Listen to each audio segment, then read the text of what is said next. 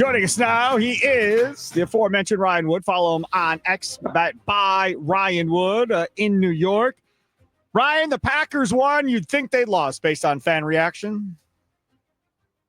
If you consider a season kind of like a round of golf, this will be a lot easier. It'll be perfect to match up when they go to 18-game schedules. But let's say each week is a hole, right? Sure. In a round of golf. This is a par. There's nothing wrong with the par. You got to hit a par sometimes. It's certainly not a birdie. There's no birdies out there. It's not a bogey. It's just a par. Like, they needed a win. They got a win. They did not look good. This is not a great football team right now, the Packers. And there's a whole lot that they have to be better at if they're going to start shooting birdies. But it's a par for now. And there's nothing wrong with the par in the middle of the season. But it's how they got the pars when people are mad about, right? You hit it. You sliced the crap out of the first one. You hit the second one into the sand trap. The third one came up just short, and then you put it in to get that par. They weren't pretty shots to get to the par, but you got to the par at the end of the day. I mean, they scrambled. They had 5 drops by their wide receivers in the first half. Like, 5 drops in a game is bad. To do it in a half of football is insanity. They had 4 drops by their DBs, right? Yeah, that so too. Evan Williams finally, 5th time's the charm. Literally, they were 0 for 4 on Jameis Winston presence gifts until Evan Williams came down with it finally. The drops are terrible, and I get it. Like, the wind is hellacious out there. At one point during the middle of the game, I looked at my weather app and said consistent 17-mile-an-hour winds with gusts of 34 miles an hour. Sparky, when I walked into the stadium today, I had to get a second credential because from the parking lot, the wind ripped the first credential away. It was a hellacious day for anyone that's trying to track the movement of a football, but you still have to make those catches. I asked Christian Watson if he even noticed the wind. Like, what did the wind do on that second touchdown catch? You only say, I couldn't tell you. Wasn't focused on it. That's exactly how you deal with it. Like, you got to zone out and make a play. And I think for this Packers offense, it is high time to make targets a meritocracy. I understand you want to scheme guys open, and I understand Romeo Doubs gets open a lot. But if Romeo Doubs is getting open a lot and dropping 3 passes in a game, you got to go to somebody else. You can't live with these kind of mental issues, focus issues, mistakes that are self-inflicted week in and week out. You have to make it a meritocracy and throw the ball to guys you trust to make a tight corner to catch in the corner of the end zone. Like, it's past time to do that. I don't disagree with you on that at all. The other thing that was driving me nuts throughout this game was how late it was taking them to break the huddle and get up to the line of scrimmage. Jordan Love was getting up to the line of scrimmage regularly with like 9 or 10 seconds left, maybe. And then the play where they had to call the timeout because, again, he got up there even with less time than that. The TV camera goes to LaFleur on the sidelines, and you see LaFleur put his head down as he's walking on the sidelines and says, just call the damn play, Matt, because he was mad at himself for not getting the play in on time to Jordan Love. That type of stuff can't happen. If you're going to be the play caller and the head coach, you have got to have a play ready as soon as that play is over previously. It just feels like the Packers offense is trying to do too much. They're trying to get the ball to too many people. I don't know how many people had a target today. Last I checked, it was like 9. They're running in different personnel groupings damn near every play. And sometimes if you're doing a lot, less is more. Like just do a little less. Focus on what do you do well? Not even what you do well. What do you do best? What is your best stuff? And just whittle it down to that and focus on that relentlessly and make the defense have to stop that. Instead of trying to do everything and try to just spread everything out and do it all at once, just whittle it down. It's an operation. It's an offense that's just trying to do too much, Sparky. All right, let's talk a little bit about Tommy's favorite player, Malik Willis. I'm being sarcastic. Tommy was so bad listening to the Matt LaFleur presser. He's like, why are we asking all these questions about Malik Willis for? Talk about the drops. But Malik Willis gets his opportunity there and scores a touchdown and looks good doing it. The ability to run with the football too. And him and I were talking about this earlier, which is, that dude's going into a free agent year. The highest paid backup, if you take Kirk Cousins out of the situation, it's Tyrod Taylor at like $6 million. Like, is there a world where the Packers go at him with like 3 at 15 or 3 at 12 to keep him around?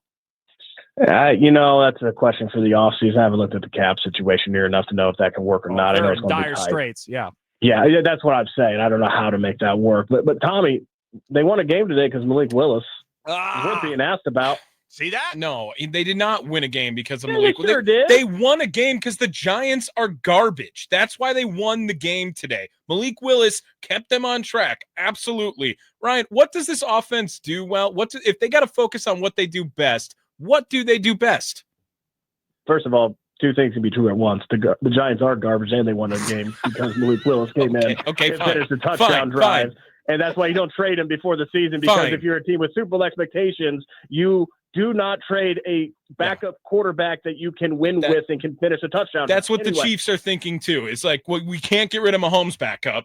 Josh Allen can't get rid of his backup. That's what Super Bowl teams think of, Ryan. And there's a reason for that. There's merit in that, Tommy. I hate the I hate backup quarterbacks bubble, but it's real. All right. Okay. All right. So what do they do? That's much more difficult. I thought that Josh Jacobs was certainly on his way to having the type of run game that you expected against this terrible Giants run defense until the knee injury. That's going to be something. I don't know if Matt LaFleur mentioned. By that time I was in the locker room, so I haven't heard those comments yet, but that's going to certainly be a concern. They have not run the football well. They have not been near efficient enough in the passing game. And while I do think the self-inflicted things are the number one thing that they have to, that's where you start to fix this offense. Those other reasons are why that's not just self-inflicted. Like they have to execute both areas of offense better. No question about it. They need to protect better. They need to run block better. They need to throw the ball more efficiently. And today, again, Jordan Love, 6 of 13 in the first half. Of those 7 incompletions, 5 were dropped. Yep. And a 6 was batted at the line of scrimmage to a wide open Josh Jacobs. I don't really know what else he should do there, but they have to be more efficient. And then you've got to maximize the run game. It's not a lot that they do well, but within that, and Matt LaFleur's got to figure out what is it that he is most confident in. What is it that he feels like this personnel, like throwing the ball to Christian Watson, just like good things happen to Tucker Kraft, or good things happen when he threw the ball to Tucker Kraft.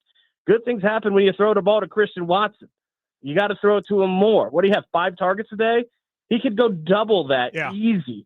Yep. Like, you got to throw it to your best players more. Speaking of that, what good things does Luke Musgrave do? Oh, good question. Here's what I don't get. Oh, it's like they put Luke Musgrave in the Tucker Kraft role instead of changing the offense to maximize what Luke Musgrave does well. That's exactly what they did. What good things does he do? He stretches the seam. He makes catches downfield. He's a tremendous route runner downfield, and he's got decent enough hands to maximize those opportunities. Why is he running a bunch of checkdowns? Yep. That's exactly what they did. You're right. That's what Tucker Kraft does well. Yes. I don't understand that at all. Yes, you're absolutely right. That's exactly what they did. They took Musgrave and said, okay, now you're going to run the Tucker Kraft plays. It's exactly what they did. There's no what he question. does. Yes. It's exactly what happened on that one. It's like asking me to go run 5 miles. That ain't happening. It's not what I do well. I got one more for you. Of the guys that got hurt today, who is the most important that they get back and isn't out for a long period of time? Taking Jordan Love out of the equation. Obviously, he came back. Oh, because Quay Walker's pretty important.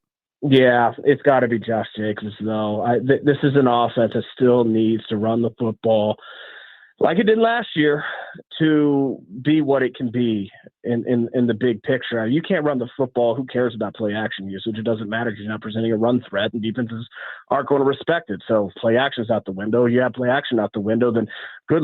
Now the Giants played a 1-of-1 high today, which I don't understand, and that's.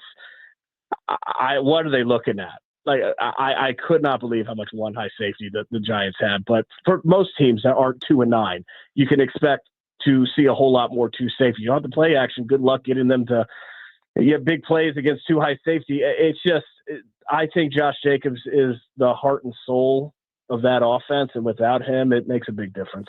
He is Ryan Wood. Follow him on X by Ryan Wood, joining us here on the Green Bay Football Postgame Show, powered by Lakeland University.